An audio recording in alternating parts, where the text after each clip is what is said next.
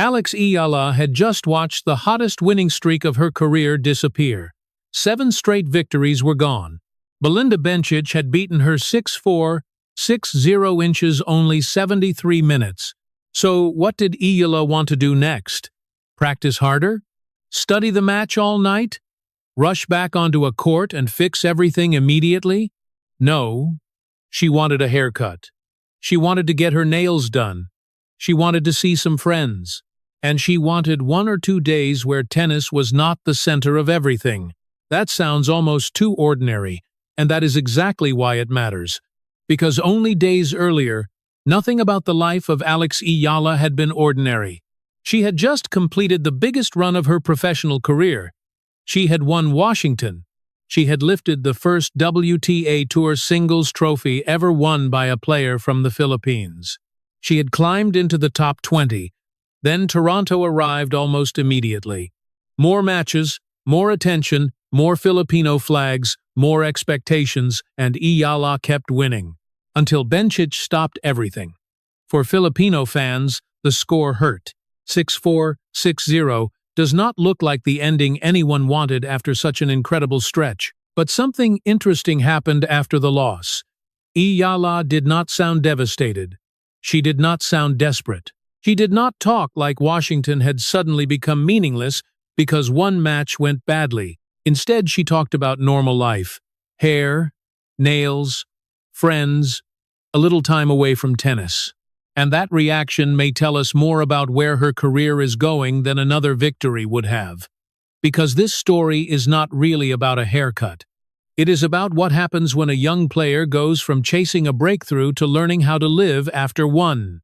Washington showed us what Eala can do when everything is moving forward. Toronto may have shown us something just as important. What happens when the winning finally stops? To understand that, you have to go back to Washington. Eala arrived there with talent, momentum, and one question still following her. Were the big wins real, or were they just isolated flashes? Then the names started falling. Zheng Qinwen, Lila Fernandez, Elina Svitolina, Naomi Osaka, Jessica Pegula.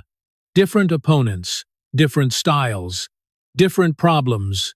Eala kept finding answers. By the time she reached the final against Pegula, the week had already become bigger than one tournament. Pegula took the opening set 6-4. Then rain interrupted the match.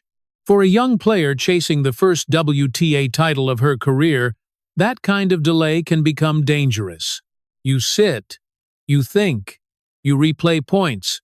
You imagine what might happen if the opportunity disappears. But when Eala returned, she did not look overwhelmed by the moment. She adjusted. She took the second set 6-4. Then she completely took control. 6-0 inches the third. 9 straight games to finish the match. And suddenly, Eala was not just a dangerous young player from the Philippines. She was a WTA champion.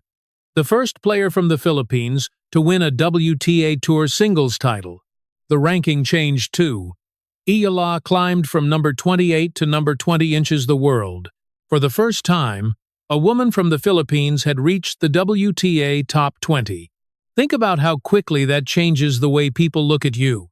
1 week earlier, you are dangerous. Now you are established. 1 week earlier, beating an elite player feels like an upset. Now people start expecting you to do it again. And Washington was not built on one lucky afternoon. By the end of that week, Eala had collected 7 top 10 victories during the season. She had also become the first player since Barbara Krejcikova in Dubai in 2023 to beat the top 3 seeds on the way to a tournament title. That is not the profile of somebody who simply caught fire for a couple of hours. That is a player solving different problems across an entire week. But success creates its own pressure. You win the trophy. Everyone wants your reaction. You make history. Everyone wants to know what comes next. Your ranking jumps. Suddenly, every tournament becomes another test of whether the breakthrough is real. And the calendar does not care that your life just changed. Toronto was waiting. There was no long celebration. No quiet week at home. No real chance to sit with what had just happened. Eala went straight back into competition. And somehow, the winning continued. Toronto brought another crowd, another wave of attention, and another level of expectation. Then came Katie McNally. The match lasted 2 hours and 39 minutes. 3 sets. 6-3, 5-7, 6-4. That was not a quick appearance. It was a physical and mental fight. Eala had to rebuild after losing the second set. She had to make decisions while tired. She had to keep serving under pressure, and she had to do it with an atmosphere around her that had become part of the event itself. Philippine flags filled the stands. Fans reacted to every important point. More people were paying attention because her name was on the schedule. McNally later spoke warmly about that atmosphere and about the attention Eala was bringing to tennis. That support can lift a player. It can also make every match feel bigger. This is where winning streaks become complicated. From the stands, momentum looks like energy. For the player, momentum also means another match, another warm-up, another recovery session, another interview, another night where the mind is already moving toward the next opponent. The reward for winning is usually more tennis, and after Washington, Eala did not really get a chance to stop. That is why the loss to Bencic matters in a different way. Not because losing was good, not because Eala wanted it, and not because Bencic deserves less credit. Bencic was better that day. The first set was competitive, then the second set disappeared. 6-0. The match was over in 73 minutes. That result is simple. The consequence is more interesting. For the first time in 7 matches, Eala walked away without another opponent waiting in the same tournament. The machine stopped. No next singles opponent in Toronto. No scouting meeting for another round. No recovery plan built around surviving one more match. Suddenly there was space, and that is where her response becomes important. Eala said she wanted 1 or 2 days off. She wanted a haircut. She wanted to get her nails done. She wanted to see friends. She wanted to do a few things that would help her mind step away from tennis. Think about how small those things sound. Now think about what they represent. A haircut had been delayed. Her nails had grown long. Seeing friends had become something that needed to fit around tournaments. Those are not dramatic sacrifices. That is the point. When tennis becomes intense enough, ordinary life starts getting pushed into the background. And sometimes recovery is not only about the legs. Sometimes it is about feeling normal again. A haircut does not improve a forehand. Getting your nails done does not improve return position. Meeting friends does not add speed to a first serve. But not everything that helps an athlete has to look like training. Sometimes the smartest reset is simply allowing the mind to become quiet. Washington, the trophy, the interviews, the ranking, Toronto, the crowds, the long matches, the next opponent, the next result, the next question. For a few hours, none of that has to matter. Then you come back. And this may be one of the biggest lessons of the entire story. Young players spend most of their careers being told to do more, practice more, compete more, work harder, stay hungry. Those messages make sense when you are trying to break through. But after the breakthrough, another skill becomes just as important. Knowing when not to push, knowing when another hour on court is not the answer, knowing when rest is part of the job. That transition is difficult because ambition can look exactly like discipline. You lose a match, so you want to fix it immediately. You feel disappointed, so you want to work until the disappointment disappears. You see 6-4, 6-0, and your instinct says something must be repaired right now. But maybe nothing needs to be repaired right now. Maybe Bencic simply played better. Maybe Eala can study the match later. Maybe the smarter first move is to stop carrying Washington and Toronto around in her head for another 48 hours. That is not weakness. That is perspective. And perspective becomes more important when a player stops being a surprise. Before Washington, Eala could still enter some matches as the dangerous young player with very little to lose. After Washington, the conversation changed. She was a champion, she was top 20, she had 7 top 10 wins during the season. Now people were not only hoping she could beat another elite opponent, they were starting to expect it. Success changes the scoreboard, then it changes the conversation, then it changes the pressure. Pressure does not always arrive as fear. Sometimes it arrives as attention. Sometimes it arrives as opportunity. Sometimes it arrives as a packed stadium when your body and mind would probably prefer a quiet afternoon. That is why the reaction after Bencic should matter to Filipino fans. Eala did not sound like somebody whose confidence had collapsed. She did not sound like somebody trying to pretend Toronto never happened. She sounded like a player treating one loss as one loss. That is harder than it sounds, especially after a run like Washington, because once you become a national story, every result can start feeling symbolic. A win becomes proof that the rise is real. A loss becomes a warning that everything might disappear. That is how fans can experience it. A player cannot live that way. If every victory changes your identity and every defeat threatens it, a season becomes emotionally impossible. Eala needs Washington to be important without needing Washington to happen every week. She needs Toronto to hurt without allowing Toronto to become a crisis. That balance is what sustainable careers are built on. There is another reason this matters. Fame arrives faster than experience. A player can spend years learning how to construct a point, manage a service game, and survive a third set. Then one historic week changes the scale of everything around her. The crowd gets bigger. The media gets louder. More people know her name. More people have an opinion about every result. And none of that comes with a training manual. There is no drill for becoming a national symbol. There is no practice session for hearing thousands of people react to every point because they feel connected to what you represent. There is no ranking bonus for learning how to carry that attention without allowing it to become your identity. That part has to be learned in real time. This is why ordinary routines can become surprisingly valuable. They remind a player that the person still exists underneath the ranking. The champion still has friends. The top 20 player still has a normal afternoon. The athlete who just lost 6-4, 6-0 is still the same person who walked onto the court before the match began. That separation matters. Because if every part of life becomes attached to results, then every loss starts to feel personal. And once that happens, tennis becomes heavier than tennis should be. The best players eventually learn to separate evaluation from identity. A bad match can be studied.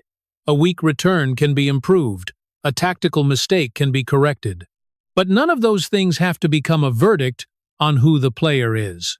That is the kind of emotional discipline Eala will need more often now. Not because she is failing, because she is succeeding.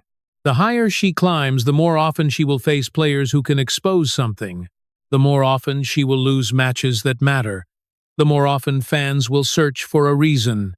Fatigue, pressure, tactics, scheduling, expectations.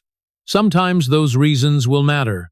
Sometimes the simpler answer will be enough. The opponent was better that day. Then the job is to learn, recover, and keep moving. That sounds obvious. It is not easy, especially when an entire country is emotionally invested in every step. For Filipino fans, Eala is not just another name moving through a draw. Her achievements carry history with them. Every new ranking milestone can feel larger. Every big win can feel shared. That connection is powerful. It is also another reason balance matters. The healthiest version of this story is not one where Eala wins every week. That version does not exist. The healthiest version is one where the victories remain special, the losses remain manageable, and neither one changes the way she sees herself overnight. That is how a breakthrough becomes a career. If you have watched Eala through this entire run, tell me what you think. Would you rather see her go straight back to practice after a loss like this? Or take those 1 or 2 days and completely reset? Because the answer says a lot about what we expect from young athletes. Fans often say they want players to be mentally strong. But mental strength does not always look aggressive. Sometimes it looks calm. Sometimes it looks almost boring. Sometimes it looks like accepting the loss, putting the racket down, and returning to normal life for a day. Washington had already given us evidence that Eala can adapt under pressure. The final against Eala is the clearest example. She lost the first set. Rain interrupted the match. She returned with a better solution. Then she won 9 straight games to close the biggest final of her career. That matters now because Toronto is asking for another kind of adjustment. Not a tactical adjustment inside one match, a life adjustment around the matches. Getting into the top 20 is one challenge. Learning how to live there is another. The tennis has to improve. But so does everything around the tennis. Recovery, scheduling, attention, expectation, the ability to lose without turning one bad afternoon into an emergency. That may become one of the biggest tests of the next stage in her career. Because Eala does not need to prove that Washington happened. It already happened. She does not need to prove that she can beat elite opponents. She has done that repeatedly. The next question is harder. Can she build a routine that allows this level of tennis to become normal? That is where the next tournament becomes interesting. Not because Eala must win it. She does not. Not because she needs immediate revenge for Toronto. She does not. The real test is quieter. What does she look like after the noise stops? After the trophy? After the winning streak? After the loss? After 1 or 2 days where tennis is not the center of everything? When she picks up the racket again, does she return trying to recreate Washington? Or does she return understanding that Washington is already part of who she is? That distinction matters. One mindset chases the past, the other builds the future. And that brings us back to the strange question from the beginning. Why could Filipino fans look at a 6-4, 6-0 loss and still find a reason to smile? Not because Eala lost. Not because a haircut somehow makes the defeat better. Not because time with friends guarantees a stronger result next week. The encouraging part is the way she seems to understand what the loss actually means. One match, one result, one moment inside a much bigger season. She did not lose Washington. She did not lose the trophy. She did not erase 7 straight victories. She did not suddenly stop being the player who reached the top 20. Belinda Bencic ended the streak. She did not end the story. And maybe that is the most mature part of this entire moment. Eala does not have to prove that every breakthrough was real every time she walks onto a court. Washington belongs to her now. The next step is building something that lasts beyond it. That means improving the tennis. It also means improving everything around the tennis. Recovery, routine, perspective, knowing when to push, knowing when to stop, knowing how to enjoy winning without needing to win every day to feel successful, and knowing how to lose without treating defeat like an emergency. Breakthroughs are exciting. Sustainability is harder. A breakthrough gets you noticed. Sustainability keeps you there. That is the bigger test waiting for Eala now. Can she make this new level feel normal? Can she turn historic moments into the foundation of a career instead of something she has to chase again and again? Can she become the kind of player who does not surprise us by beating the best anymore? The winning streak is over. The bigger test is only beginning. And if you want to see how Eala handles that next chapter, subscribe and stay with this story. Because the next chapter is not about whether Eala can shock the tennis world again. It is about what happens when the tennis world stops being shocked.